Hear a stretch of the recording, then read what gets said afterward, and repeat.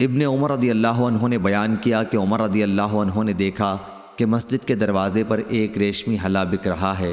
آپ نے رسول اللہ صلی اللہ علیہ وسلم سے عرض کیا کہ کیا اچھا ہوتا اگر آپ اسے خرید لیتے اور جمعے کے دن اور وفود کی ملاقات کے مواقع پر اسے زیب تن فرما لیا کرتے۔